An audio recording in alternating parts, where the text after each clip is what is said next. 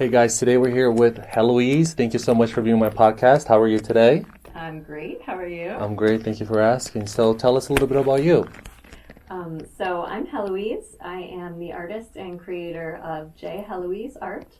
And I also produce a line of greeting cards that sell in stores and online at www.jheloise.com. Perfect. And would you mind telling us your website and Instagram too? Sure. My website is www.jheloise.com. That's Jheloise. And my Instagram is j.heloise.official. And that's it. Perfect. Thank you so much. So we're neighbors at ART150. That's where we first met each other. So tell us a little bit about your creative process. That's a good question about my creative process. I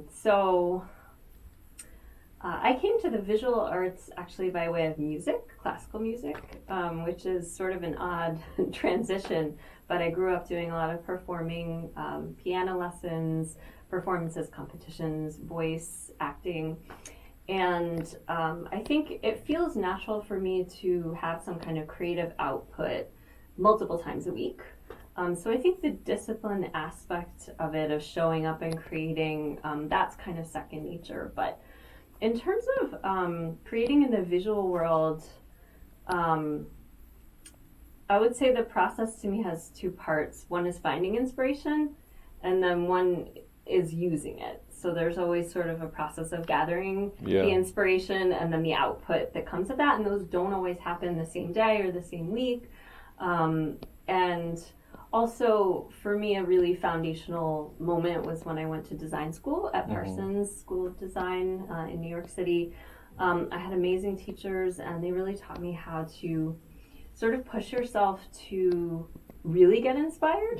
Sort of not just regurgitate what you already know, but to immerse yourself in something new, different, challenging. So over the years, I've drawn from live martial artists, I've drawn from ballet dancers, moving, trying to capture them, all sorts of things. And so sometimes I'm working from books, sometimes I'm working from, photos, sometimes things get a little more abstract and it's just like a shape or a color that's interesting to me. But I think the point is to find something that that really says yes within you and work from that as a starting point. And are you able, as soon as you get inspired, are you able to execute that inspiration right away? Do you feel it, or it takes a few days to incubate the idea and then give birth to it, let's say? That's a really good question too. So it depends on what the medium is, because I also write songs, and to me they're different processes. With songwriting, sometimes it's a conscious idea that needs to incubate. I want to write a song about this, or I just went through a breakup, or I might have lyrics that start to come to me just I'm walking down the street, or I'm trying to go to sleep, and then I think, I think this is worthy of trying to start a song. That's more conscious. For me, the watercolor, because I do work in watercolor, those works tend to come from, I would say, maybe a more deep intuitive place. Where a lot of times the starting point is not the same as the end point. I can't predict what will happen. I just know something inspires me, and I need to get it out within an appropriate period of time. That's very cool. Yeah. It's very fascinating. And you said watercolor, that's your main medium right now? Because I see you do so much. You do songwriting, the dancing, and do you get, for example, if you start to, let's say, you start to write a song in a way, do you ever stop and be oh my gosh, I just had this great idea for a painting, let me do that? Do they kind of intersect with each other and inspire each other? That's a good question. Definitely. So I love being an artist who works in multiple mediums, media, I guess you could say. People have questioned it. The public will sometimes find out that I also, take ballet 3 times a week, or that I'm also a songwriter. And I've had people sort of get a little disappointed, maybe, where I think that they think there's a little less credibility to what you're doing because you're spread so thin and you're just a jack of all trades. But I see it really differently, and I see it as a form of cross-training almost. As if we were athletes. And you're learning from each one. A very intense CrossFit class. And so it's exactly, so it's kind of I will definitely have parts and pieces of one that fuel the other, that goes back and forth in all kinds of really interesting ways. A lot of times, song lyrics for me start very visually. Mm-hmm. So like, I'll have something in mind, like a scene or a word I'm searching for, and that's coming to me visually. And so maybe that turns into like a color word or something. Oh wow, in the that's song. amazing. Yeah, I would say there's not as much that feeds into the art. The art I like to have, I think of it a lot in terms of stories. So I like to have some kind of inspiration that almost fuels. It doesn't have to be, but usually there's some kind of a story, something intriguing about it. That's why I like working from books. Or even when I was drawing dancers or martial artists, you'd kind of get to know each of them a little bit. Mm-hmm. So it's almost like taking portraits or something, maybe, where you're capturing somebody in their movement, and their movement speaks so much. Like, I learned so much about bodies and humans and humanity just taking dance class. Oh, wow. But even if it's a traditional form like ballet, you're seeing the person's spirit through the way they dance, the way they move. They can't help it. Absolutely, yeah. You're seeing their story, even if it's like that day, maybe they were just a little bit under the weather, or maybe they're excited, or whatever it is, or what they bring to that. And it just like the inwards project outwards in a way. Yeah. And so I think that's really that's a really amazing part of the process too. And then understanding myself as a dancer. But it's been a lot of years of, I started from, so like back where we started from was like the piano lessons. So I started from traditional classical music, and you have to keep in mind that those disciplines really are disciplines. Mm-hmm. There's not very much room for fun. And for individual expression in a sense, because the expression is supposed to be literally just that sort of, it's like the black and white. This is it. This is the formula. Like you have to pay homage to what the composer intended at all times. I mean, first of all, you have to master it. Your fingers have to be able to execute, all of those technical things. And the ballet world is a lot the same, which is why I think it feels so normal to me. But somewhere in there is room for a person, if they have that artistic something, to have that speak. I mean, that's what everyone looks for, right? Is who is that dancer that is given all the same material everyone else is, but they somehow shine. Mm-hmm. And I think that's that question of, do you have that artistry? Do you have that presence? And that's like just the X factor, they call it. And so I guess it's kind of cool to sort of consider all that. I guess for me, it's a surprise that I'm a visual artist. Like, it wasn't what was expected in the context of my family. It wasn't what I expected of myself, but I always loved it. So you mentioned earlier, like, you started with piano classes, right? Mm-hmm. While you were doing piano classes, did you kind of do a little arts and crafts in a way, or where you kind of started that spark for art and painting? That's a good question. My excitement for painting actually started at my summer camp. Okay. Because I went to a camp in the mountains in the Adirondacks. Oh, wow. And it was beautiful. It was a Girl Scout camp. I had friends. It was a whole community of us on an island. And also, but how old were you? Were you a kid? I started going at age 9. Oh wow, that's pretty cool. So basically it was a Woodstock, like a PG Woodstock kind of vibe, where it's crafts and artsy and stuff. Yeah, very much so. It was an amazing place. That's amazing. And I learned to watercolor paint there in a very casual, informal way. It was here are the paints, here the trees go. Yeah. Oh wow. But I would borrow the paints because it was really casual. So I would just be, hey, can I just borrow these? I mean, they weren't good quality. Yeah. And I would just paint during my time off a little bit. And so I taught myself a certain amount. Yeah. I was I want to get the trees the color they are. Mm-hmm. And I think that was probably that traditional background for me of you have to do things to a T the way they are. Yeah. So for a lot of years I did that. And it really wasn't until I went through fashion school and then I started my own independent career as an artist that I finally gave myself permission to venture off of the known path. Mm-hmm. And that's where a lot of the fun and the excitement lies, actually. That's where that really deep creativity is can you be within a form, but then can you let yourself explore? Yeah. And so I think that's how I kind of got from A to Z. I mean, career-wise, I chose not to go the music route because I was burnt out on it. Mm-hmm. And then I chose to do a fashion design degree because I felt that was acceptable to my family. And it seemed like it would earn me a decent living, but I took it from there, really. Yeah. Oh. I just have felt in my adult life like being creative is such a need. It's not a... It's like breathing. You have to. There's no... Yeah. It's not a question. Exactly. Like, it's like being a fish out of water when you're not able to create.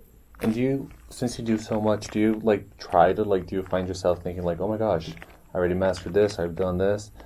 Maybe subconsciously, do you find yourself trying purposefully do new things in a way?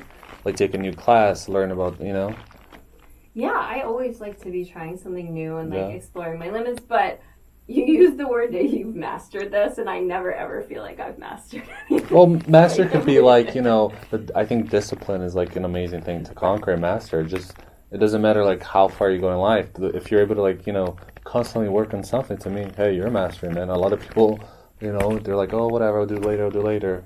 You master something. That's I've been learning you got to give yourself credit for the small things and the big things because they really matter.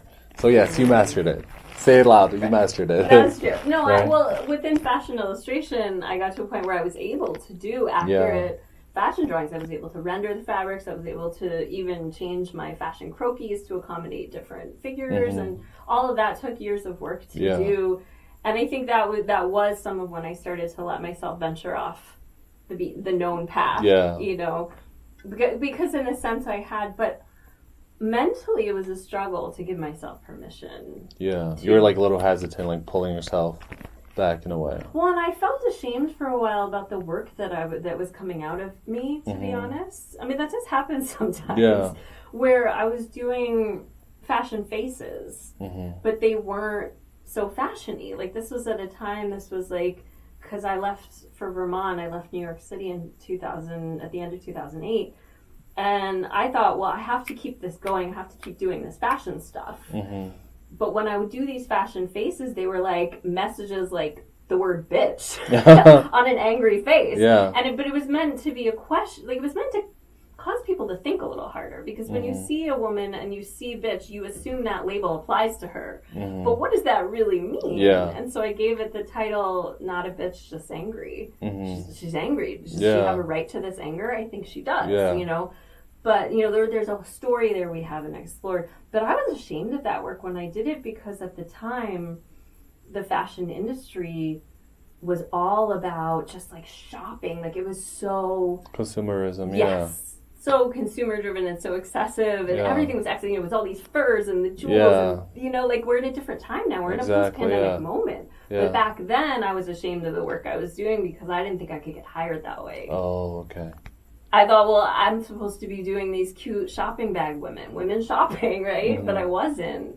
But now I look at that work and I say there was something to that. I was telling real stories. Subconsciously, you're putting something out that you thought mattered in a way. Yeah, I mean, they were honest stories. Absolutely, they rang true to me. There was something I could see in the models and in the work that resonated, and that was what was driving it forward.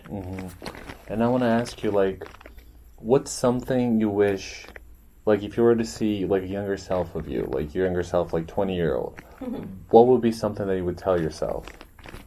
Oh my goodness. Take a business class Take a business class. That's very good, yes.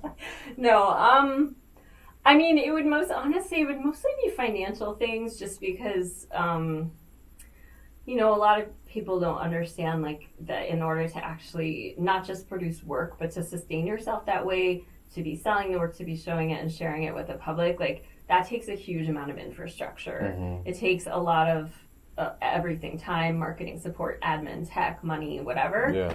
I had no idea what it was going to take. And, I wish I'd done some things differently. I mean, honestly, just having real estate, just having my own space to work. Because I went through a lot of housing instability. I lost my first art studio in Vermont. So that's been a journey. I mean, certainly I made some good art out of the journey, but Oh, that's always good, right? I probably would have told myself, honestly, like, you have no idea what you are capable of, and it is actually great things. Yeah. So just keep following that path. Like, there will be ups and downs, but, like, the work is going to get better and better, and you're going to love it more, and you're going to meet cool people on the way. You know, so this is your journey. Like, enjoy it. Yeah. You mentioned earlier about your studio. Do you think, because I talked to our previous guest, they said that like having a studio space really changed their work and their outlook in life, you know, as a person and as an artist. Do you think like having a space where you can come, start something, not have to like move, let's say like if you use your kitchen table, for example, you create, but at a certain time you need to like, hey, I need this table back, so I'm going to put my supplies back. Like, do you think that helped your work a lot? Yes, absolutely. And it's funny because you mentioned the kitchen table, and I literally have a roommate who I'm still friends with, but both of us remember the argument that we had when she came home from like her dissertation stuff, getting her PhD, and I was like all over the dining table with my art stuff, and she could not. It was, oh my gosh, it was a problem. I mean, I would say, I'm going to speak in extremes, but I think in this country there's like an absolute crisis in terms of what artists need versus what is available to us. And I think that it is so essential for every artist to have a sacred, dedicated workspace. Absolutely. Where they can control the variables, and whatever it is they need for success, they have there. And it's not a lot. You think about it, we're a country that's full of buildings, right? Absolutely, yeah. And all we need is just like a small... Just a small budget, like just a small sector, like a public art sector where, you know, it's like, here's the knowledge, here's the, like, let's say, grant, here's how, like where to go next, you know, just the basic knowledge, because knowledge is power and power is money, you know? Right. So I think also our systems are not very well set up to...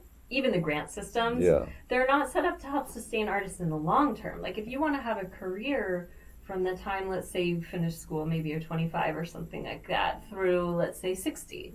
I mean, that is a lot of years, and it costs a lot to live in America.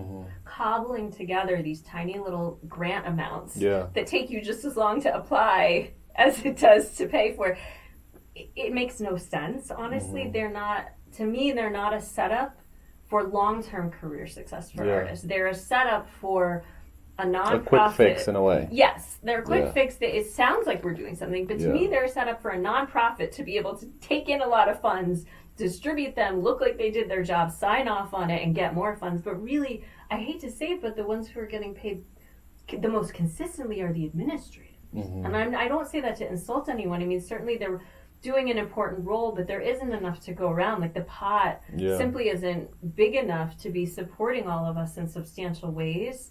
And I think it really is taking away from artists' ability to work.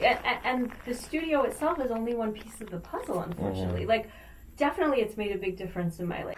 Do you like, because I remember, like, we first met because I went to ART150, but then I remember, like, seeing your art on a deeper level, like, interacting with it was when I curated the show back in May last year. And I remember, like, setting it up, and it was amazing. Everything fit perfectly well. It was a great show. Yeah, amazing, yes. We should do, like, a little throwback. But what I remember was, like, the public interacting with your art. Because there's so much, like, details, there's watercolor, so people, like, look far away, then you, like, zoom in their face and get closer and closer. As an artist, do you like seeing, like, people interact or ask questions or sometimes, like, assume thing and be like, hey, is that, like, what I think it is? No, it's this. Do you like that kind of process? Yeah, yes. I do feel that it's an important part of, like, the lifespan and the cycle of being a creator. Or creative, is you are creating with the intent and the hope of somebody appreciating your work. And I think it can feel really fulfilling to have somebody appreciate it. It no longer gives me the same, like, high that it used to, I guess. I know that sounds weird. But I guess what I mean is, like, you get further into the discipline, to me at least, of being an artist and a creator, and, like, the validation becomes less important. And it's more a question of, like, feedback, like, is this a new, substantially new input? Has this person offered me some insight into the work, or some suggestion of a direction I can take it in next? Or, certainly you want to allow yourself that joy of like, oh wow, they love it and I love it and this is all great and this is happy. But it's there's so many levels on which I'm problem solving in a given moment that at this point, like, I don't know, I would almost imagine it to be like, somebody who's like played 1,000 concerts. They just did Madison Square Garden. You're like, you just did Madison Square Garden. They're like, yeah, like I really just like need to have a pizza and chill. I got it. Yeah. But I love that we're doing these shows, and I love that the work is being seen, because that is a lot of what keeps me going. Just a side story here. When I was in Vermont, I was first starting to put my work out there. I had a couple of really impactful experiences where people, specifically two totally different men, told me that my work really spoke to them because their mothers had also been watercolor painters. Oh, wow. And they had entire boxes of their work in their attics or whatever. Oh, wow. One of them even really wanted to show me, and he was very strongly urged to show me this work and share it with me, because he said, I know she was an amazing painter. She never really had much time to do it. She did these paintings. They've just sat in our attic. And it really shifted my perspective a little bit, because I always knew that having a career was important to me and doing creative work. But something changed where I kind of had to say to myself, like, you need to pick up where these women weren't able to. It was like now and ever, basically. Like, like I'm doing this for all the women who couldn't, whose work never made it out there, never made it to museums. Like, I want to produce something that someone will take seriously. I want it to have longevity. I want it to be used and appreciated. So I'm always like meshing that product design side, because that is like a side of me, but also with that, just like, I want to make the art that somebody wants to keep in an attic and share with someone. They want to keep it on their wall, like So there's like that interaction relationship. No, I totally understand that. That's pretty amazing that it connected so much with that gentleman that everybody had his mother. And he wanted to show her work to you. That's, I think, like the best things of being an artist. It's like that human connection, or that's pretty chill. That's pretty cool. Yeah, and also, I mean, I was thinking about, so before I came in here, I was like, I wonder what he's going to ask me. But I was kind of thinking about just my own path as an artist, and what it means to be a woman artist. And it's not something I actually like to talk about much, because I don't like to be pigeonholed by my gender. When I create, I feel like it comes from a space of no gender. It comes from a space of just really clear seeing humanness. And that's something that I've never questioned. I always just kind of knew. It's almost like you're performing a piano piece, and what difference does it make? What the composer was, what I am. Like, these are the notes, and this is me playing it. And what the melody is, or whatever. But I feel like we live in a world that's always trying to categorize people. And so I guess when I say I'm doing this for all women or whatever, it's only because I didn't realize how many barriers there were or could be to achieving whatever you're trying to achieve. Absolutely. And that goes like in every profession. Like all the women before you that kind of open doors, like kick those doors down, so then your journey was a little easier, and then you can make the next, person's journey a little easier and break those barriers and doors. So it's like, basically in the end, we're all connected, and we're all like, present time, like past, future. We're all like getting help from the previous generation and helping the up and coming generation, which is pretty cool. Yeah, totally. You're so right. And also, I love that art has this ability to speak to you from the past or the future. I mean, you can look at somebody's work. I always loved that as a kid. I don't know like how you experience museums, but I used to love to go up to like really as close as they would let me to like, the oil paintings actually, which is funny because I don't do oil painting, but I love seeing the brush strokes. Yes. Just like immortalized, and you're like, that's where the hand was. That's what it did. Oh my gosh, because I always loved to, even since I was a kid, going to museums or seeing whoever's works I'm looking at, where they start and where they finish. To me, that's always like, that thought of like trying to figure out the work, like, you know what I mean? I find it like so fascinating. I never did that. Yeah, because like you said, I look at the brush stroke, and then I Yeah. look at like try to figure out what kind of medium they used, Right. and then when I back away a little bit, I'm like, oh, I wonder where they started, I wonder where it was finished, and if you really focus on it, you can kind of like get the vibe and see it. I like Yeah. that. Maybe I need to do that. You should do that. Well, once you do that, it's like a hook. Like you just get hooked on it. You just want to like try the next one. Because sometimes it's almost like lottery. Like sometimes you play, you win, sometimes you don't. But it's like the thrill of Right. playing. That's cool. Yeah. And going back to inspiration, I wanted to ask, since you do so many things, you do the ballet, the piano, the songwriting, how do you, well, first of all, how do you have the energy to do everything? And then how do you execute your ideas? Like, how are you able to, like, if you're, let's say, like, you're doing ballet, like, are you in the moment of that, like in a trance with the dance? Or are you, like, kind of thinking, oh, this movement from my arm would be, like, a beautiful, like, hand painting. Do you know what I mean? Because I'm kind of like that. Like, I get distracted very easily, and that's where my good ideas come from. Oh, interesting. Yeah, that's a good question. So first I want to start by saying I am not in any way a real dancer. I mean, I'm not a professional dancer. I'm not trying to be. So to me, each one of these artistic media, I guess, is in a very different phase. Like, I'm furthest along with the visual arts because I went to school for it, and I've been doing this for more than 15 years.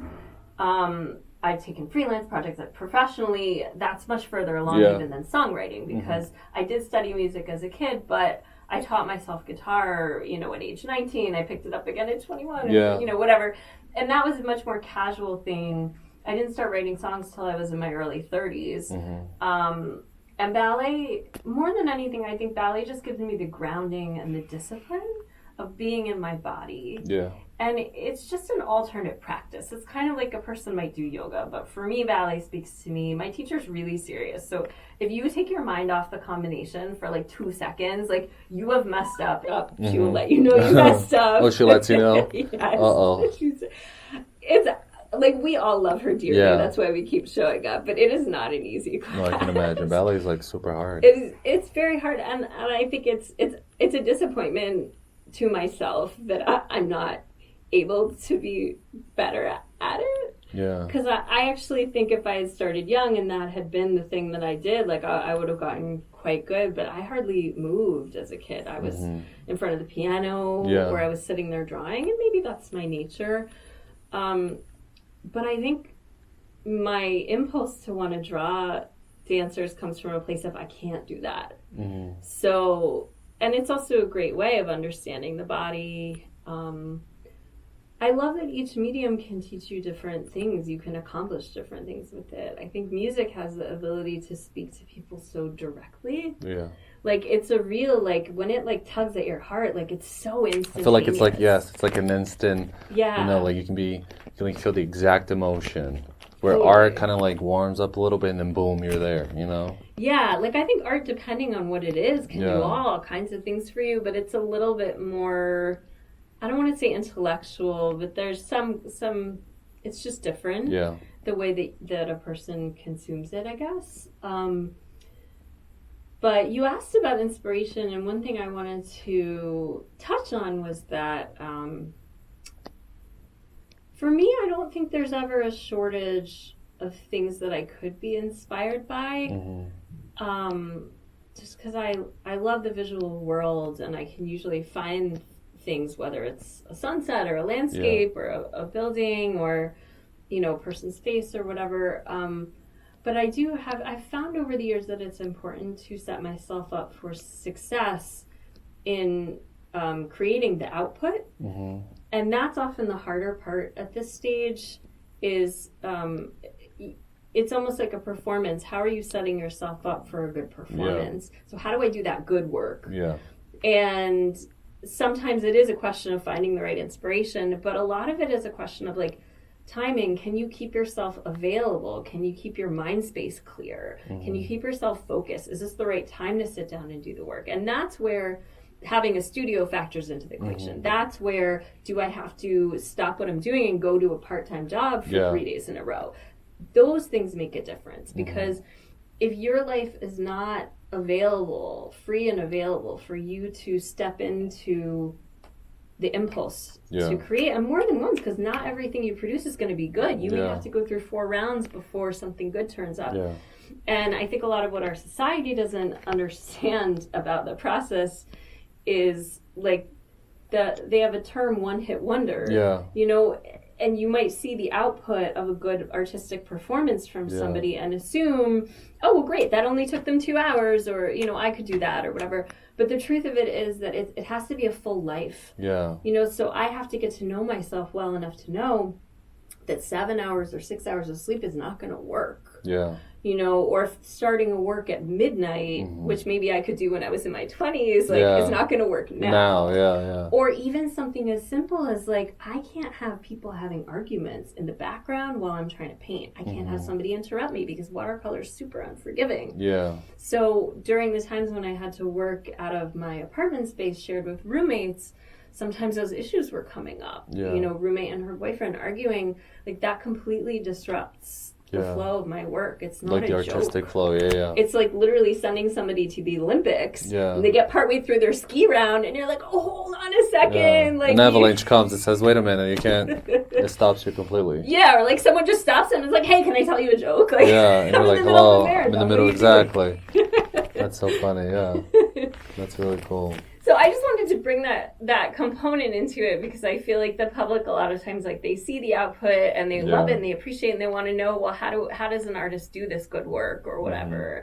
And you don't just do the good work. You know, you train, you practice at it, you find a time and a space that's going to work, you set yourself up for success. They don't see like the many endless hours that took for you to get to that piece, or just to get to that, you know, that state. Sorry, my pens are so noisy. Well, and the mental game too. That's like another thing that, you know, I do Buddhist meditation, and I was really glad to find it, because early on in my career I was having a lot of mental struggles with, like, feeling just a lot of swings of, oh, I'm doing really well, or I'm doing so poorly, and like, how do you get that balance? The mental game is hard, especially with visual work, because I feel like something about a medium like ballet, maybe you have a whole team of people there, maybe people you've competed with just to get the role. You have coaches, you have an audience. Like, there's no time or space, as far as I can tell, to do like a whole lot of spontaneous stuff in a way. So you're not going to get on stage and be like, oh, I'm doing so well today, let me try this, let me try that. Like, it's very scripted, whereas like the process of creating from scratch, like, you're just doing one thing after the next, one color, one brushstroke, whatever. You know, if you don't learn to work with your mind, I think that's the work of it. A lot of the work of it is like the fundamental. Do you find that you feel like there's a lot of mental work in what you're doing?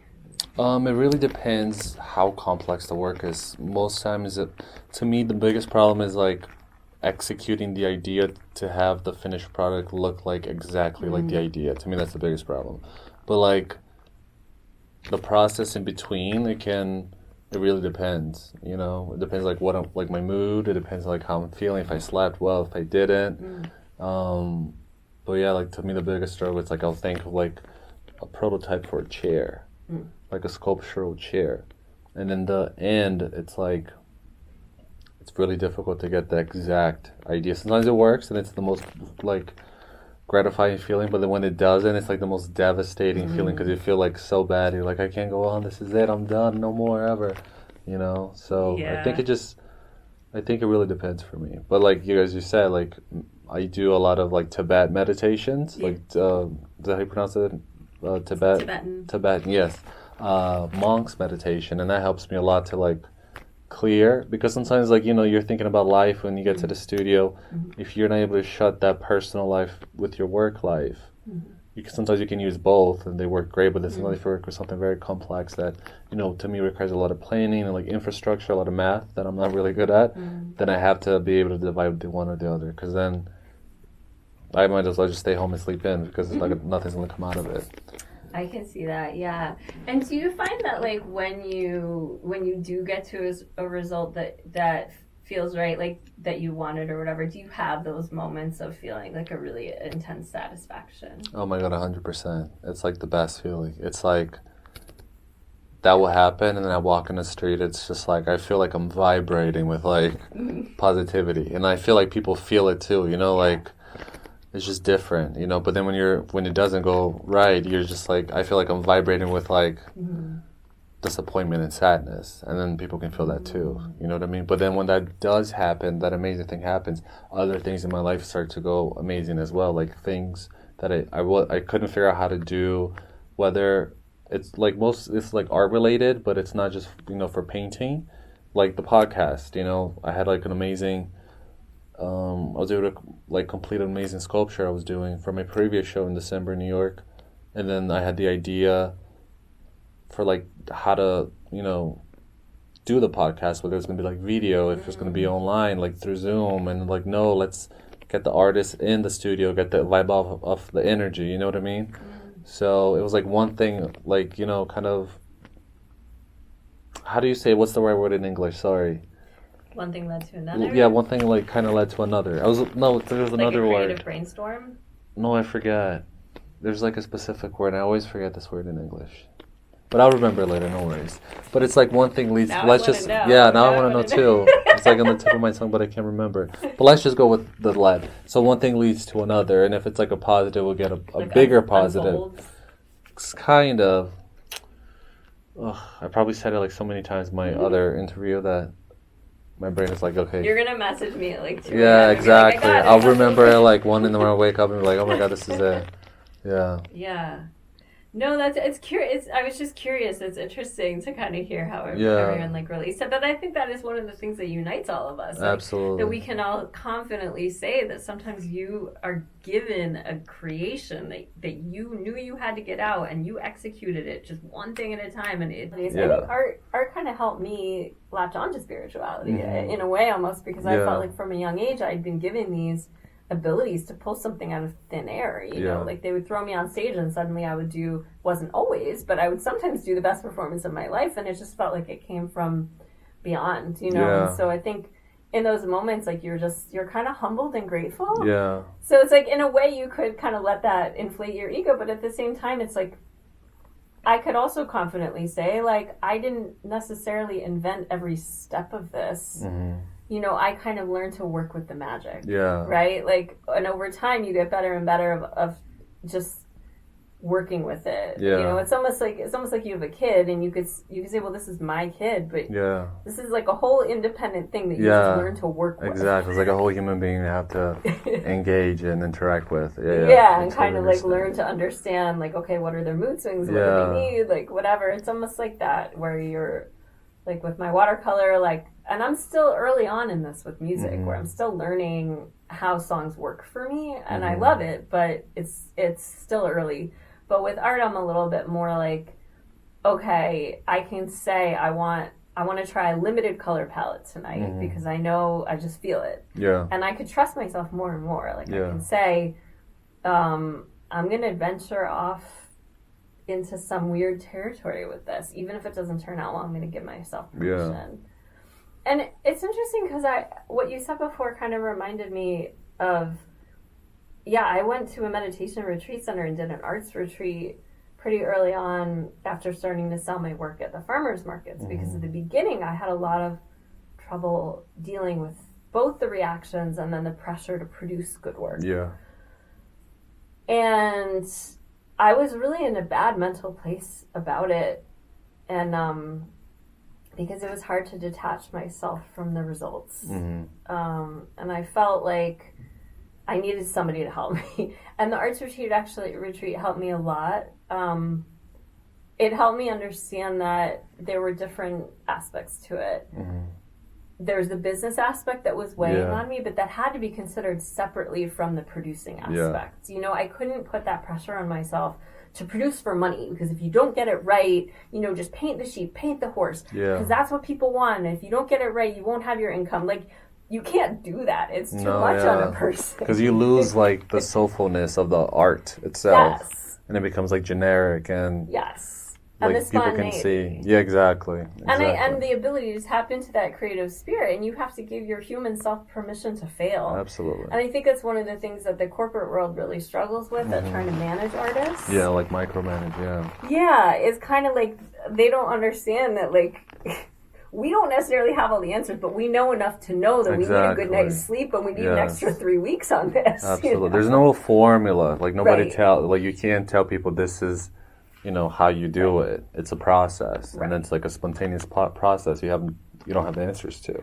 Right. And you can't really explain it. And then people are like, what? Right. And I've thought that before, like, art can't be formulaic. Yeah. It simply isn't, that isn't the way it works. And it's funny because when you have an artistic perspective, after a while you can look at other industries and kind of laugh a little bit, because it's like, I always think it's funny when, like, economists and, all of the numbers people who love to, like, predict with their formulas, like more formulas and more numbers, and like, or like statistics, yeah. Yeah, and at some point they'll kind of come to you and they'll be like, well, there's an externality here sometimes where the thing didn't work out the way we thought it. Yeah, because everything's they're so used to like being precise that they can't even fathom like the spontaneous, like artistic, no pressure, like supernatural experience. They're like, huh? No, that's not XY, Right. So right, yeah, but it's very interesting. Yeah. Like, we work with different aspects of life, and as an artist, you learn to work with those harder to predict, harder to understand, not quantifiable aspects, like qualities, the way a person's mood is, an emotion, a facial expression, a color. Like, I tell entire stories in color, and I know what I'm doing, and they make sense to me. Yeah. But could I tell a finance person that they ought to hire me on the basis of I'm so good at working with color? Exactly. What proof do they have? Exactly. And they can't even even if you had proof, they wouldn't be able to understand it because it's so far beyond, the black and white stuff they're used to. They're like, there's no gray area. And I'm not meaning to hate on numbers people, but I think that our wisdom is wisdom, and it's very much needed in the current moment that we're at. Absolutely. And it can be interjected into other professions where their professions can be helpful to everybody, but in a way it's like having an extra edge on something. Like almost like a third eye in a way, And how do you tell people, hey, they're like, huh? It's not gonna work. And artists can often predict. I'm able to predict I've accurately predicted a lot of cultural trends. Things that some people might have just ignored me or thought I was kind of talking crazy, but even when I was working in the fashion industry, I could see the potential there for it to be declining. I could see that a lot of the mass market chains were going to crumble under the weight of the waste of what they were offering to customers. And just a lot of different aspects that, and I'm not saying I know everything, because I don't even know I know what I'll eat for breakfast tomorrow, but after that I don't know, but I think that artists a lot of times do have their finger on the pulse. Yeah, we I read do. Yeah, I think so too. A lot of aspects of culture that we don't get credit for. Yeah, definitely. I definitely agree. All right, Heloise, would you mind telling us your Instagram and your website, please? Sure. So I'm Heloise. My artwork is under J.Heloise.com. So that's www.jheloise.com. My Instagram is j.heloise.official. And I am available for commissions. I take freelance projects in art, design, branding. And I will also be releasing my new website soon. Oh, perfect. So you will be able to buy greeting cards and art prints online at my website. Oh, that's really cool. Yes. And all of your information, if somebody wants to reach out to you, is in your Instagram and your website, correct? Correct. Perfect. And is your website, in the meantime, running, or is it, under construction? I do have a functioning website. Oh, okay, perfect. Yes. All right, so they don't have to wait for the final premiere. They can stay tuned, but they can still, access everything. Yes. All right, perfect. You can see all the greeting cards at the shop. Perfect. Yes. All right. Thank you so much for coming to my podcast. It's been a pleasure having you. You, Tarik. I really enjoyed our conversation. Yes. And we'll definitely chat again soon. Awesome. All right. Thank you so much. Thank you. Bye-bye.